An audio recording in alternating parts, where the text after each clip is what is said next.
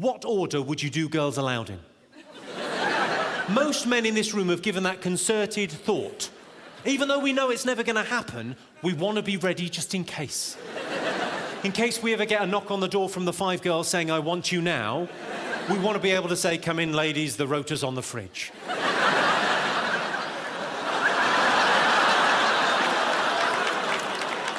I can explain myself. Cheryl first. I'll tell you why Cheryl first. I find her the most attractive, so I definitely want to get that one done. And let's face facts, I might only have one in me. 5 is not going to happen. Be honest, guys, 5 is never going to happen. Like every man in this room, the only time I've ever wanted to have sex twice is before I've had sex once. The ladies know what I'm talking about. You've all been over-promised to. I'm gonna make love to you all night long. Or until I get sleepy. Let's see which comes first. I came first. Night-night. I would have the ginger one in the room at all times. Stop me going off early. Oh, Cheryl, I'm just about to... Oh.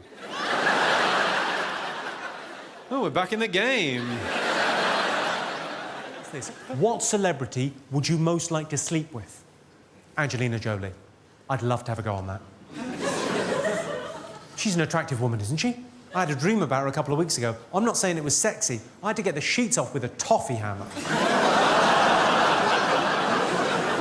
That's a weird joke, isn't it? Because at once your mind has to go, and, oh, toffee hammers. I realise I haven't got much of a chance with Angelina Jolie. She's with Brad Pitt. I've got a face like a potato. My only chance with her is if I black up and check myself into a Mozambique orphanage. Bad things come in threes. Good example of that is Atomic Kitten.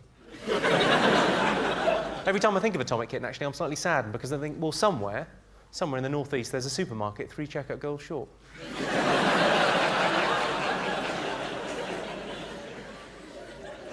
I like everything about the 69 apart from the view. The perineum, or taint. I like to call it the Amanda Holden. Because like Amanda Holden, on Britain's Got Talent last year, it's the bit between the arsehole and the cunt. So I met an armed police officer. His only job is to guard our Queen, to make sure that no one steals our Queen and uses her head to photocopy it and make their own money and stamps. I don't know. So I walked up to this armed police officer outside Buckingham Palace. I said, "Security?" He went, "Yeah." Here's his question. He said, "Are you in Al-Qaeda?" I went, "No." "As you were." I thought, this guy seems fun. So I asked him, I said, "Does anything funny ever happen when you're rolling with the Queen?" He said, "Yeah. I'll tell you this story. Has to be in confidence, though." I said, "You can trust me." He is not a good judge of character. I'm also in Al-Qaeda. No, I'm not. Or am I? No. So he told me the story. He said the Queen, her whole entourage, she travels with about 15 people. They went up to Glasgow last year. She was opening a drop-in centre for homeless alcoholics. Of course, in Glasgow. Where else would you fucking put it? It's very much ground zero for homeless alcoholics. It's their biggest export. So the Queen's there, and she's cutting through the ribbon like a fucking ninja, and all the usual suspects are there. There's the mayor, there's the local dignitaries, there's the chairman of the charity, the people that work in the local office, and they've got a couple of the homeless guys, the alcoholic homeless guys from Glasgow, that the charity has helped in other locations, suited and booted, washed and brushed there to meet the Queen, so that she could see the people that have benefited from her kind works. Lovely. So the Queen, as we all know, has only got one bit of shtick, which is the question, what do you do? That's her only question. She doesn't point like that, that'd be mental. But that's her only question, what do you do? That's all she asks. She said to a Scottish alcoholic homeless man, "What do you do?" And he came back, rather epically, I feel, with, "Same as you, nothing."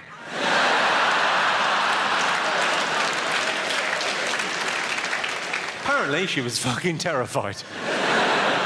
I keep on getting mistaken for Alan Carr.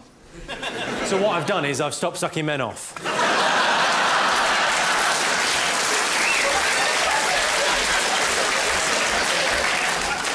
That's my hand symbol for no more cock. Are you all familiar with Simon Cowell? Do you know Simon Cowell? Yeah. Simon Cowell spends £500,000 every year on his own personal security. That's an extraordinary amount of money, isn't it? £500,000 a year on personal security. Has Simon not considered being less of a cunt?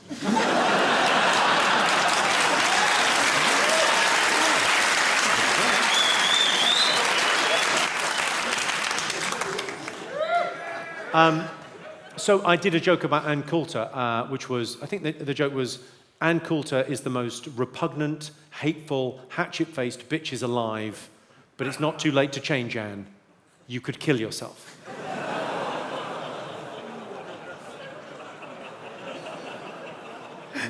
Did you do that little dance afterwards? I know, I was looking directly at her. I followed it with Ann Coulter's pussy is so old and dry, it just got a job drawing cartoons for The New Yorker. I wrote that joke for a thing called Worst Britons, where I had to write jokes about lots of celebrities. It was a programme that we put on Channel 4. I wrote this as well, if it's of any interest to you. I went to a car boot sale the other week. I found this old, brown, bent, leathery tool. Turned out to be David Dickinson. All the celebrities get plastic surgery these days. Colleen Rooney's just had some work done on her arsehole. He's had hair transplant. If you eat a lot of spicy food, you can damage your sense of taste. When I was in India last year, I was listening to a lot of Michael Bolton. This is another name-dropping story, but I had to follow Elton John. So Elton John played at the party, and he didn't just play, he played beautifully. He did like Tiny Dancer, Rocket Man, and then your song. The three best songs, I mean, incredible. And then someone went, ladies and gentlemen, Jimmy Carr. How the fuck do you follow that? So I went in quite reasonably hard. I said David Walliams changed his name from Williams to Williams to get off that bloody register. And then I said he's always impeccably dressed. I'm not surprised he spent that long in the fucking closet.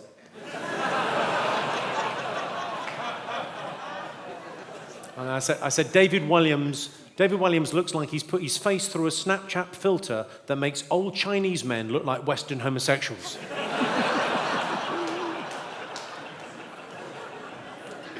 Funny, because it's true. All right. Anne Widdecombe, George Clooney, if you had to. You'd go for Anne Widdecombe? Are you mental?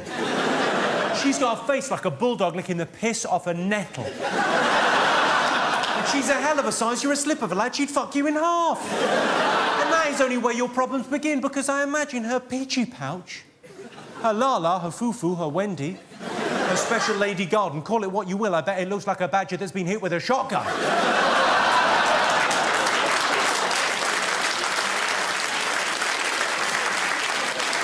I bet there are police divers that would be squeamish about going down on that. I bet it looks like a bulldog eating mayonnaise.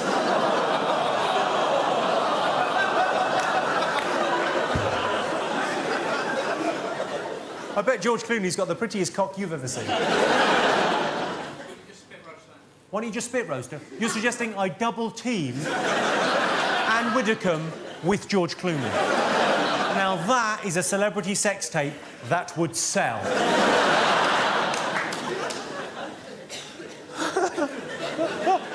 And this is the best-selling T-shirt ever in the world. Jesus loves you. It's the most popular T-shirt ever. Jesus loves you. He's not in love with you. I was going to go for he's not fussy about looks. I thought no. Incidentally, if we're all God's children, what's so special about Jesus? Franklin D. Roosevelt famously said there is nothing to fear but fear itself. Of course, he's dead now, killed by a spider. Now, Prince Harry was meant to go and fight in Iraq last year, but he couldn't go to Basra last July because he's ginger, he would melt.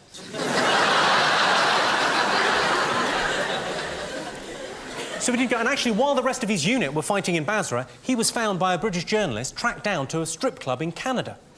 And the journalist went up to him and said, "Are you Prince Charles's son?" He said, "No." What we do is we print new pounds, and this time the Queen is smiling. And if things get really bad, tits out, Your Majesty. Little joke for you. What do you get if you cross the Queen and Prince Philip? Killed in a tunnel. Too soon? It's been 14 years. Get over it. What's the biggest name drop in the book? Queen? Nice. The Queen, not the fucking band. That's the biggest name drop in the book. Well, I did the Queen's Jubilee. This is really name-droppy. We're doing it. Okay. So I did the Queen's Jubilee. So we get a call on the Thursday going, do you want to do the Queen's Jubilee on the Saturday? You'll be introducing Grace Jones in a hula hoop. I went, well, I can't say no to that. That sounds ridiculous. So you get there, and obviously I don't normally work clean. I'm not used to doing, early evening stuff, and the Queen is an older lady, and people say, that you're on your honour not to swear or don't, Okay. So stand up there in front of this, it's in the mall, just down there, but 250,000 people in front of me, never mind who's watching at home. It's quite nerve-wracking. I stood up and I went, everyone's really nervous backstage because what's the etiquette? And then I looked at the Queen and just went, just call me Mr. Carr. And it got a really good laugh. It got a smile from her, and it got a really good laugh. And I was quite chuffed. And then a few more gags. Introduce Grace Jones, bang. But you're backstage with it's like being in Madame Tussauds, but you can tell who everyone is. Actually, a lot of them have had more work done than anyway. So, like the end of the gig, I have to go on again because everyone had to go on for the encore to sing the national anthem. And I'm stood next to Ed Sheeran. He's a mate of mine. He's a lovely guy. And we stood there, and we've got to go and sing the national anthem. Right, we'll go together. And he's looking at Buckingham Palace. We're back, and he's going, wow, the house is massive. How much money do you think she's got? I went, she's on money, motherfucker. Stevie Wonder's in front of us, right? And he's got his hand on the guy's shoulder to be led out. And he sort of goes, what are we doing? And I went, we're singing the national anthem. And he goes, I don't know the words. And I went, don't worry, they're on auto cue.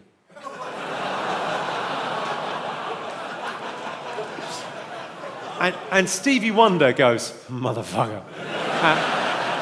And then when we walk out, he gets his harmonica out. We're behind him. He gets his harmonica out, and just for me and Ed Sheeran, it's not on the recording, but freestyles over the national anthem just so me and Ed can hear it. It was like magical. So cool. And then we're in the lineup. Before you know it, we're in the lineup. There are enough names in this story. We're in the lineup. I'm standing next to Peter Kay in a Beefeaters outfit. Nice. Right? And opposite Paul McCartney. And I go, all right, Paul? Just call him Paul. Brilliant.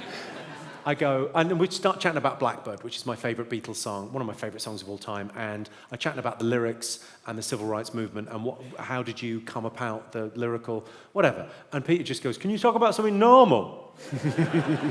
and we both kind of were slightly embarrassed and went, I think I live around the corner from you, because I live quite close to him. And then we started talking about the best place to get a vegan breakfast in our neighbourhood, because my missus is vegan, so we knew. We talked about tofu scramble. Nice. And we got interrupted, quite rudely, I felt, by the Queen. So the Queen potters along, and so he walks there, and I said, that reminds me, I've got to buy stamps. Second laugh from the Queen, brilliant. And then before you know it, we're at like properly, like a showbiz party, but it's in Buckingham Palace, like not in a side, like in the main bit of Buckingham Palace. And I was like overexcited. And I don't really drink that much, but I was like, I'll have a few, come on, this is crazy. And Prince Harry's there, and Prince Harry had done an interview with the tabloids like the week before, where he went, oh, no one wants to be my girlfriend. He just split up with a girl. He went, no one wants to be my girlfriend because of the pressure of the job. And I went up to him and went, yeah, because famously, no young girls want to be princesses. Turns out he was fucking right. That job's a lot of pressure. But at the time, and I'd been teasing Cheryl Cowell all day. I'd been going, oh, you're single. She's just broken up with someone. And I said, you're single. Harry's single. I'm going to set you up later on. She was going, oh, no, Pat. Oh, no. Oh, no. No, don't. Stop teasing. No, don't. You're embarrassing me. Because she's adorable. And so I went up to Harry. I was having this conversation. I went, look, I hope you don't mind, but I've been teasing Cheryl Cole all day because she's single, you're single. I was just, if you go up to her, she'll die because I said I was going to set you up. And he went, yeah, great, let's do this. I went up to her and introduced and was incredibly charming, and she was fucking terrified. I think she dodged a bullet in the end. Well done. This is the problem with doing charity gigs for other people. What you want to do is have your own foundation, your own kind of, your own charity. That's the brilliant thing that kind of big A-list celebrities get to do. They get to have their own charity. I'd love to do that. Look at Michael Jackson. He's got his own charity, the Neverland Foundation. They fly sick children. What, good-looking sick children? They fly good-looking sick children who look as if they could keep a secret into the Neverland Ranch, and they give them massive cash payouts. Valuable work. Who here, while we're on the topic, who here thinks Michael Jackson's innocent? There's no, there quite a lot of people here. Who? Go on, show of hands. Hands right up in the air. Quite a lot of you think Michael Jackson's innocent. And do you know what? You've got morality on your side, because he was found innocent by a jury of his peers, albeit Americans. Still counts. I wouldn't have bothered with the whole trial. I just would have stood up in front of the jury and simply said this. If I was a billionaire paedophile, and I'm not, but if I was a billionaire paedophile, I definitely have a fun fair in my back garden.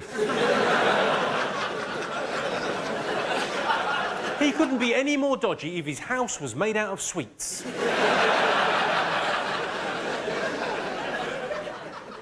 Who here's got kids? Who here's got kids? You've got kids? You've got kids? Would you let them play at Michael Jackson's house? No? No. You would? You look like quite an old fella. How old are your kids? In their 20s, yeah.